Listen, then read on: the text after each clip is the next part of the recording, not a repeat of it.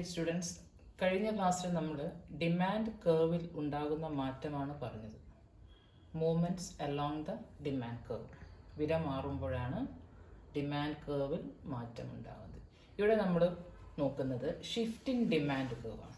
Shift ചെയ്യുക എന്ന് പറഞ്ഞാൽ മാറുക, ഒരിടത്ത് നിന്ന് മറ്റൊരിടത്തേക്ക് മാറുകയാണ് ഷിഫ്റ്റ് ഇൻ ഡിമാൻഡ്. നിങ്ങൾ ഒന്നാമത്തെ ഡയഗ്രാം നോക്കും, ഒറിജിനൽ ഡിമാൻഡ് കേർവ്. മറ്റൊന്ന് D1 പുതിയതൊന്ന് കാണിച്ചിരിക്കുന്നു, ഡോട്ട് ഇട്ട് കാണിച്ചിരിക്കുന്നു. ഒറിജിനൽ ഡിമാൻഡ് കേർവിൽ വില P ആയിരിക്കുമ്പോൾ വാങ്ങുന്നതിൻ്റെ അളവ് Q ആണ്. ഡിമാൻഡ് കേർവ് വലത് ഭാഗത്തേക്ക് ഷിഫ്റ്റ് ചെയ്തിരിക്കുന്നു, വിലയിൽ മാറ്റമില്ല, വാങ്ങുന്നതിൻ്റെ അളവ് വർദ്ധിച്ചിരിക്കുന്നു. ഡിമാൻഡ് കേർവ് മൊത്തത്തിൽ വലത് ഭാഗത്തേക്ക് ഷിഫ്റ്റ് ചെയ്യുന്നു. അപ്പോൾ ഒരു ഡിമാൻഡ് കേർവ് വിലയിൽ മാറ്റമില്ലാതെ മറ്റേതോ ഘടകങ്ങൾ കൊണ്ട് വലത് ഭാഗത്തേക്ക് ഷിഫ്റ്റ് ചെയ്യുമ്പോൾ നമ്മൾ അതിനെ പറയുന്നത് ഇൻക്രീസ് ഇൻ ഡിമാൻഡ് എന്നാണ്.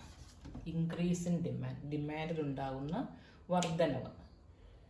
ഇനി ഈ ഡിമാൻഡ് കർവ് നോക്കൂ, പുതുതായിട്ടൊന്നുള്ളത് D2. അത് ഡിമാൻഡ് കർവിൻ്റെ ലെഫ്റ്റ് സൈഡിലേക്കാണ് മാറിയത്. പിയിൽ വ്യത്യാസമില്ല, വിലയിൽ മാറ്റമില്ലാതെ മറ്റ് ഘടകങ്ങൾ കൊണ്ട് ഡിമാൻഡ് കർവ് ഇടത് ഭാഗത്തേക്ക് അല്ലെങ്കിൽ ലെഫ്റ്റ് സൈഡിലേക്ക് മാറുന്നതിനെ നമ്മൾ പറയുന്നത് ഡിക്രീസ് ഇൻ ഡിമാൻഡ് എന്നാണ്. ഡിമാൻഡിലെ കുറവ്. ഇപ്പം ഡിമാൻഡ് കർവ് വലത് ഭാഗത്തേക്ക് മാറുന്നതിനെ ഡിമാൻഡിൻ്റെ വർധനവെന്നും, ഡിമാൻഡ് കർവ് ഇടത് ഭാഗത്തേക്ക് മാറുന്നത് ഡിമാൻഡ് കർവിലെ കുറവുമാണ്. എന്തെല്ലാം കാരണങ്ങൾ കൊണ്ടായിരിക്കും ഒരു ഡിമാൻഡ് കർവ് ഇങ്ങനെ ഷിഫ്റ്റ് ചെയ്യുന്നത്, റൈറ്റ് സൈഡിലേക്കും ലെഫ്റ്റ് സൈഡിലേക്കും ഷിഫ്റ്റ് ചെയ്യുന്നത്? പ്രധാനമായും 3 കാരണങ്ങളാണ്. ഒന്ന്, കൺസ്യൂമറുടെ ഇൻകം, വരുമാനം, അദ്ദേഹത്തിൻ്റെ കയ്യിലുള്ള പണം.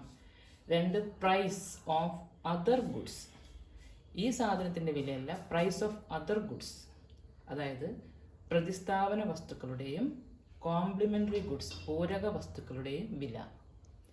നെക്സ്റ്റ്, ടേസ്റ്റ് ആൻഡ് പ്രിഫറൻസ്, ഒരാളുടെ താല്പര്യം, ഇഷ്ടം, മുൻഗണന തുടങ്ങിയവ. നമുക്ക് ഈ ഓരോ ഘടകങ്ങളും മാറുമ്പോൾ ഡിമാൻഡ് കർവിൽ എന്ത് മാറ്റമാണ് ഉണ്ടാകുന്നത് നോക്കാം. ആദ്യമായിട്ട് നമുക്ക് ഇൻകം എടുക്കാം. വരുമാനത്തിലുണ്ടാകുന്ന മാറ്റം ഡിമാൻഡ് കർവിൽ എന്ത് മാറ്റമാണ് ഉണ്ടാക്കുന്നത് നോക്കാം. അപ്പോൾ ഒരാളുടെ വരുമാനം വർദ്ധിച്ചു, നമ്മളിങ്ങനെ ഒരു ഏറോ മാർക്ക് ഇട്ട് കാണിക്കുകയാണ്, ഇൻകം വർദ്ധിച്ചു. സ്വാഭാവികമായിട്ട് എന്ത് സംഭവിക്കും? അദ്ദേഹം അത് കൂടുതൽ വാങ്ങും, വിലയിൽ മാറ്റമില്ല, വാങ്ങുന്നതിൻ്റെ അളവ് കൂടും വരുമാനം വർദ്ധിക്കുമ്പോൾ. ഇനി ഒരാളുടെ വരുമാനം കുറഞ്ഞു, ഇപ്പോഴത്തെ സിറ്റുവേഷൻ നിങ്ങൾക്കറിയാം, വീട്ടിലെ വരുമാനമൊക്കെ കുറഞ്ഞിട്ടുണ്ടാവും, ലോക്ക്ഡൗൺ ആയതുകൊണ്ട്. വാങ്ങിയിരുന്ന സാധനത്തിൻ്റെ അളവ് കുറയും, ഡിമാൻഡ് കർവ് ലെഫ്റ്റ് സൈഡിലേക്ക് മാറും, ഡിക്രീസ് ഇൻ ഡിമാൻഡ് ആകും. അപ്പോൾ വരുമാനം വർദ്ധിക്കുമ്പോൾ ഡിമാൻഡ് കൂടുകയും വരുമാനം കുറയുമ്പോൾ ഡിമാൻഡ് കുറയുകയും ചെയ്യും. അപ്പോൾ വരുമാനവും ഡിമാൻഡും തമ്മിൽ ഇവിടെ എന്ത് ബന്ധമാണുള്ളത്? ഒരു പോസിറ്റീവ് ബന്ധമാണുള്ളത് രണ്ടും കൂടെ. ഇത് ചില സാധനങ്ങളുടെ കാര്യത്തിൽ മാത്രമേ ബാധകമുള്ളൂ, നോർമൽ ഗുഡ്സിൻ്റെ കാര്യത്തിൽ മാത്രമേ ബാധകമുള്ളൂ. നോർമൽ ഗുഡ്സ് എന്ന് പറഞ്ഞാൽ വരുമാനം വർദ്ധിക്കുമ്പോൾ കൂടുതൽ വാങ്ങുന്ന സാധനങ്ങൾ, വരുമാനം കുറയുമ്പോൾ കുറച്ച് വാങ്ങുന്ന സാധനങ്ങൾ. ഇപ്പം നമ്മൾ പ്രത്യേകമായിട്ട് നോർമൽ ഗുഡ്സ് എന്ന് പറയുമ്പോൾ മറ്റൊരു ഗുഡ്സും കൂടെ നമുക്ക് പഠിക്കാനുണ്ട്. നിങ്ങൾ പഠിച്ചിട്ടുണ്ട്, ആ സാധനത്തിൻ്റെ പേരെന്താണ് പറയുന്നത്? നമ്മൾ തരം താഴ്ന്ന സാധനങ്ങൾ, ഇൻഫീരിയർ ഗുഡ്സ് എന്ന് പറയും. Inferior goods. ഒരു ഇൻഫീരിയർ ഗുഡിൻ്റെ വില വർദ്ധിക്കുമ്പോൾ ഒരാളത് കൂടുതൽ വാങ്ങും. അതുവരെ വാങ്ങി ഉപയോഗിച്ചിരിക്കുന്ന ഒരു ഇൻഫീരിയർ ഗുഡ് ഉപയോഗിച്ചുകൊണ്ടിരുന്ന ഒരാൾ, അദ്ദേഹത്തിൻ്റെ വരുമാനം വർദ്ധിക്കുമ്പോൾ അത് കൂടുതൽ വാങ്ങില്ല, അതിൻ്റെ അളവ് കുറയ്ക്കും. അതിന് പകരം അദ്ദേഹം മറ്റൊരു സാധനം വാങ്ങും. ഉദാഹരണമായിട്ട് റോഡ് സൈഡിലൊക്കെ വിൽക്കുന്ന വില കുറഞ്ഞ, ക്വാളിറ്റി കുറഞ്ഞ ചില ഉൽപ്പന്നങ്ങൾ അല്ലെങ്കിൽ ചെരുപ്പ് വാങ്ങി ഉപയോഗിക്കുന്ന ഒരാൾ, അദ്ദേഹത്തിൻ്റെ വരുമാനം വർദ്ധിച്ചു. വരുമാനം വർദ്ധിക്കുമ്പോൾ അദ്ദേഹം അത് 2 ജോഡിയോ 3 ജോഡിയോ വാങ്ങില്ല, പകരം ആ ചെരുപ്പ് അദ്ദേഹം വാങ്ങുന്നില്ല, പകരം ക്വാളിറ്റി കൂടിയ അല്ലെങ്കിൽ ബ്രാൻഡഡ് ആയ ഐറ്റത്തിലേക്ക് മാറും. അതേപോലെ തന്നെ ഡ്രസ്സ്, വില കുറഞ്ഞ ഡ്രസ് മെറ്റീരിയൽ ക്വാളിറ്റി കുറഞ്ഞ് ഉപയോഗിക്കുന്ന ആൾക്കാർ അവരുടെ വരുമാനം വർദ്ധിക്കുമ്പോൾ ആ ഡ്രസ് മെറ്റീരിയൽ വാങ്ങാതെ അതിൻ്റെ ഡിമാൻഡ് കുറയാണ് അവിടെ ചെയ്യുന്നത്. അത് വാങ്ങാതെ വരുമാനം വർദ്ധിക്കുമ്പോൾ മറ്റൊരു ഡ്രസ് മെറ്റീരിയലിലേക്ക് ക്വാളിറ്റി കൂടുതലുള്ളതിലേക്ക് മാറിപ്പോകും. അപ്പോൾ ഇൻഫീരിയർ ഗുഡിൻ്റെ കാര്യത്തിൽ വരുമാനം വർദ്ധിച്ചു കഴിഞ്ഞാൽ അവരത് കുറച്ച് മാത്രമേ വാങ്ങുള്ളൂ. അപ്പം വരുമാനം ഇൻകം വർദ്ധിച്ചു കഴിഞ്ഞാൽ ഇൻഫീരിയർ ഗുഡ് കുറവ് മാത്രമേ വാങ്ങുള്ളൂ. വരുമാനം കുറയുന്ന സമയത്ത് അത് കൂടുതലും വാങ്ങും. മനസ്സിലായില്ലേ? ഇപ്പം ഇൻഫീരിയർ ഗുഡ് എന്ന് പറഞ്ഞാൽ വരുമാന തലത്തിൽ മാത്രം ചിലർക്ക് തോന്നുന്നതാണ് ഇത് ഇൻഫീരിയർ ആണ്, അതിന് വേണ്ട, പകരം അതിനേക്കാൾ നല്ലത് വാങ്ങാം. അപ്പം വരുമാനം വർദ്ധിച്ചുകൊണ്ടിരിക്കുമ്പോൾ ഇൻഫീരിയർ ഗുഡിൻ്റെ ഡിമാൻഡ് കുറയും. വരുമാനം വർദ്ധിക്കുമ്പോൾ ഇൻഫീരിയർ ഗുഡിൻ്റെ ഡിമാൻഡ് കുറയുന്നു, ഇടതുഭാഗത്തേക്ക് വരുന്നു. വരുമാനം കുറയുമ്പോൾ ഇൻഫീരിയർ ഗുഡിൻ്റെ ഡിമാൻഡ് വർദ്ധിക്കുന്നു. അപ്പോൾ വരുമാനവും ഡിമാൻഡും തമ്മിൽ നെഗറ്റീവ് ബന്ധമാണുള്ളത്. അതായത് വരുമാനം കുറയുമ്പോൾ ഡിമാൻഡ് വർദ്ധിക്കുന്നു, വരുമാനം കൂടുമ്പോൾ ഡിമാൻഡ് കുറയുന്നു. രണ്ടും തമ്മിൽ നെഗറ്റീവ് ബന്ധം. നമ്മൾ പറയും ഇൻകം എഫക്റ്റ് നെഗറ്റീവ് ആണെന്ന്. ഇൻകം എഫക്റ്റ് നെഗറ്റീവ് ആണ് ഏതിൻ്റെ കേസിൽ? ഇൻഫീരിയർ ഗുഡിൻ്റെ കേസിൽ. മനസ്സിലായില്ലേ? അപ്പം ഗുഡ്സ് എന്ന് പറഞ്ഞാൽ രണ്ട് തരം, നോർമൽ ഗുഡ്സും ഇൻഫീരിയർ ഗുഡും. അതിൻ്റെ രണ്ടിൻ്റെയും സ്വാധീനം, ഇൻകത്തിൽ ഉണ്ടാകുന്ന സ്വാധീനം രണ്ട് തരത്തിലാണ്. നോർമൽ ഗുഡിൻ്റെ കാര്യത്തിൽ പോസിറ്റീവ് റിലേഷനാണ്. വരുമാനം വർദ്ധിക്കുമ്പോൾ ഡിമാൻഡ് വർദ്ധിക്കും, വരുമാനം കുറയുമ്പോൾ ഡിമാൻഡ് കുറയും. ഇൻഫീരിയർ ഗുഡിൻ്റെ കാര്യത്തിൽ ഡിമാൻഡ് വർദ്ധിക്കുന്നത് വരുമാനം കുറയുമ്പോഴാണ്, ഡിമാൻഡ് കുറയുന്നത് വരുമാനം വർദ്ധിക്കുമ്പോഴാണ്.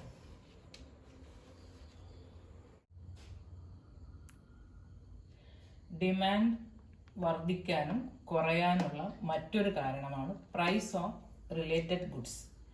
പ്രൈസ് ഓഫ് റിലേറ്റഡ് ഗുഡ്സ് എന്ന് പറഞ്ഞാൽ ബന്ധപ്പെട്ട സാധനങ്ങൾ, അതായത് substitute goods, complementary goods. Substitute goods means ഒന്നിന് പകരമായിട്ട് ഉപയോഗിക്കാൻ പറ്റുന്ന സാധനങ്ങൾ, പ്രതിസ്ഥാപന വസ്തുക്കൾ. ഉദാഹരണം tea, coffee, shoe, chappal, pen, pencil. ഇപ്പം നമുക്കൊരാവശ്യമുണ്ടെങ്കിൽ അതിനു വേണ്ടി ഒന്നിലധികം സാധനങ്ങളുണ്ട്, അത് നമുക്ക് അവൈലബിൾ ആയിരിക്കും. ഒന്നിന് പകരം നമുക്ക് മറ്റൊന്ന് ഉപയോഗിക്കാം, അങ്ങനത്തെ സാധനങ്ങൾ. ഉദാഹരണം നമുക്ക് വളരെ എളുപ്പമുള്ളത് എടുക്കാം. നമുക്ക് ടീ, കോഫി, ചായ, കാപ്പി. ഈ സബ്സ്റ്റിറ്റ്യൂട്ട് ഗുഡ്സിലെ ഒന്നിൻ്റെ വിലയിൽ മാറ്റം വരുമ്പോൾ മറ്റൊന്നിൻ്റെ ഡിമാൻഡിലാണ് മാറ്റം ഉണ്ടാകുന്നത്. ഇപ്പം ടീയുടെ വിലയിൽ മാറ്റം വരുമ്പോൾ കോഫിയുടെ ഡിമാൻഡിൽ മാറ്റം ഉണ്ടാവാം, കോഫിയിലെ വിലയിൽ മാറ്റം വരുമ്പോൾ ടീയുടെ വിലയിൽ മാറ്റം ഉണ്ടാവാം. ഇപ്പോൾ ഉദാഹരണമായിട്ട് നമ്മൾ ക്വാണ്ടിറ്റി എന്ത് മാറ്റം ഉണ്ടാകും? ടീയുടെ വില വർദ്ധിച്ചു. ടീയുടെ വില വർദ്ധിക്കുമ്പോൾ അത് വാങ്ങുന്ന ആൾക്കാർക്ക് വില വർദ്ധിച്ചത് കൊണ്ട് വാങ്ങാൻ കഴിയില്ല. അപ്പോൾ അവരെന്ത് ചെയ്യും? കോഫിയുടെ വിലയിൽ മാറ്റമില്ല, അവരെല്ലാവരും കോഫി കഴിക്കും, അല്ലെങ്കിൽ കോഫി കൂടുതൽ കൺസ്യൂം ചെയ്യും. അപ്പം കോഫിയുടെ ഡിമാൻഡ് അവിടെ വർദ്ധിക്കുകയാണ്. അപ്പോൾ കോഫിയുടെ ഡിമാൻഡ് വർദ്ധിക്കുന്നത് എപ്പോഴാണ്? ഡിമാൻഡ് വർദ്ധിക്കുന്നു എപ്പോഴാണ്? ഒരു സബ്സ്റ്റിറ്റ്യൂട്ട് ഗുഡിൻ്റെ പ്രൈസിൽ, ഇവിടെ നമ്മൾ പ്രൈസിൽ വർധനവുണ്ടാകുമ്പോൾ അടുത്ത് അതുമായിട്ട് ബന്ധപ്പെട്ട റിലേറ്റഡ് ഗുഡിൻ്റെ ഡിമാൻഡിൽ വർധനവ് ഉണ്ടാകും. ഓക്കെ, ഇനി ടീയുടെ വില കുറഞ്ഞു എന്ന് വിചാരിക്കുക. ടീയുടെ വില കുറയുമ്പോൾ ടീൻ്റെ കൺസപ്ഷൻ മാത്രമല്ല കൂടുക, കോഫി കൺസ്യൂം ചെയ്തിരുന്ന ആളുകൾ കൂടെ വില കുറഞ്ഞ ടീ വാങ്ങി ഉപയോഗിക്കും. അപ്പോൾ കോഫി ഉപയോഗിച്ചിരുന്ന ആളുകൂടെ ടീ വാങ്ങുന്ന സമയത്ത് കോഫിയുടെ ഡിമാൻഡ് അവിടെ കുറയുകയാണ് ചെയ്യുന്നത്. ഇപ്പോൾ കോഫിയുടെ ഡിമാൻഡ് കുറഞ്ഞു, ലെഫ്റ്റ് സൈഡിലേക്ക് വരുന്നത് സബ്സ്റ്റിറ്റ്യൂട്ട് ഗുഡിൻ്റെ വിലയിൽ എന്ത് സംഭവിക്കുമ്പോഴാണ്? കുറവ് ഉണ്ടാകുമ്പോഴാണ്. അപ്പോൾ സബ്സ്റ്റിറ്റ്യൂട്ട് ഗുഡ് എന്ന് പറഞ്ഞാൽ the goods which can be used for one another. The demand for a good usually move in the same direction. നിങ്ങൾ demand and price of the substitute good move in the same direction. Price കൂടുന്ന സമയത്ത് demand വർദ്ധിക്കുന്നു, price കുറയുന്ന സമയത്ത് demand കുറയുന്നു. ഇപ്പം രണ്ട് പരീക്ഷയ്ക്ക് ചോദിക്കാറുണ്ട്, ഒരു സബ്സ്റ്റിറ്റ്യൂട്ട് ഗുഡിൻ്റെ വിലയിലുണ്ടാകുന്ന മാറ്റം അതിനെ എങ്ങനെ സ്വാധീനിക്കുന്നു, അല്ലെ എന്താണ് അടുത്ത റിലേറ്റഡ് ഗുഡിൽ ഉണ്ടാക്കുന്ന മാറ്റം എന്തായിരിക്കും. അപ്പം നിങ്ങൾക്ക് വളരെ ക്ലൂ ആയിട്ട് ഓർത്താൽ മതി, നിങ്ങൾ സബ്സ്റ്റിറ്റ്യൂട്ട് ഗുഡിൻ്റെ വിലയിലുണ്ടാകുന്ന മാറ്റം സെയിം ഡിറക്ഷനിൽ തന്നെയാണ് അതിൻ്റെ ഡിമാൻഡിലും മാറ്റം ഉണ്ടാകുന്നത്. സെയിം ഡയറക്ഷനാണ് ഡിമാൻഡ്, പ്രൈസ് വർദ്ധിക്കുമ്പോൾ ഡിമാൻഡ് സെയിം ഡയറക്ഷനിലാണ്. സബ്സ്റ്റിറ്റ്യൂട്ട് ഗുഡ് സെയിം ഡയറക്ഷനിൽ മൂവ് ചെയ്യും. ഓക്കെ,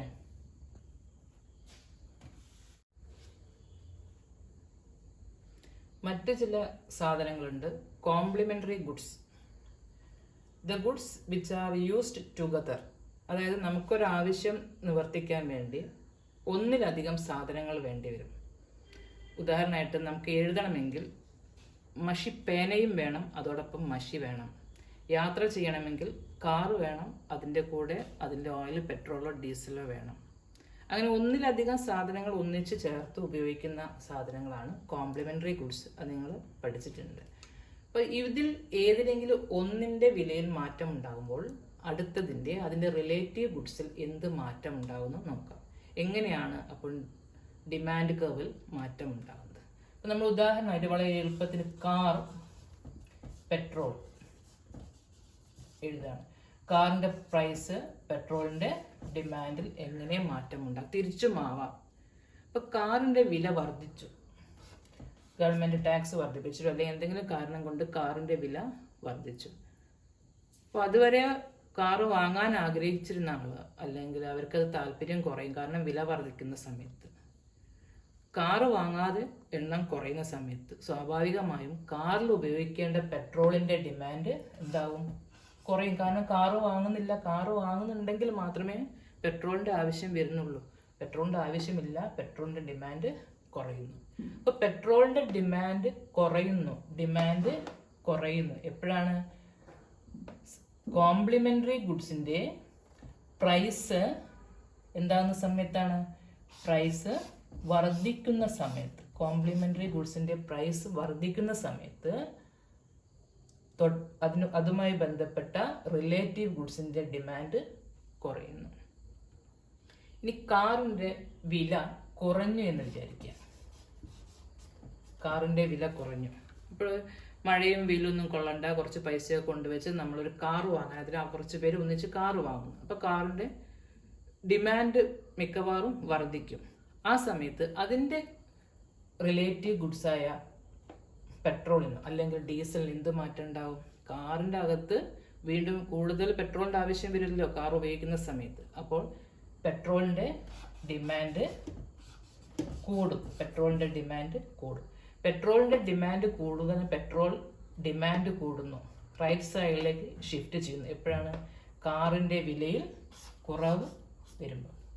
അപ്പോൾ ഇവിടെ നിങ്ങൾ ശ്രദ്ധിച്ചു നോക്ക്, ഒരു കോംപ്ലിമെൻ്ററി ഗുഡ്സിൻ്റെ വിലയിൽ കുറവ് വരുമ്പോൾ ഡിമാൻഡ് വർദ്ധിക്കുന്നു, അതിൻ്റെ റിലേറ്റീവ് ഗുഡ്സിൻ്റെ ഡിമാൻഡ് വർദ്ധിക്കുന്നു. ഒരു കോംപ്ലിമെൻ്ററി ഗുഡ്സിൻ്റെ വിലയിൽ വർധന വരുമ്പോൾ റിലേറ്റീവ് ഗുഡ്സിൻ്റെ ഡിമാൻഡ് കുറയുന്നു. അപ്പോൾ ഇത് രണ്ടും ഓപ്പോസിറ്റ് ഡയറക്ഷനിലാണ് മൂവ് ചെയ്യുന്നത്.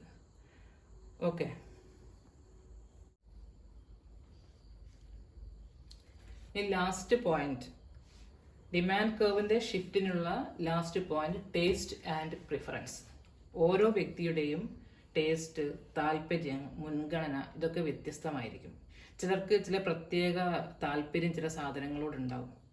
അപ്പം വിലയിൽ മാറ്റമില്ലെങ്കിലും അവരത് കൂടുതൽ വാങ്ങും. അതായത് അവരുടെ താല്പര്യം ആ സാധനത്തിന് അനുകൂലമായിരിക്കും. Favourable taste and preference, favourable ആയിരിക്കും.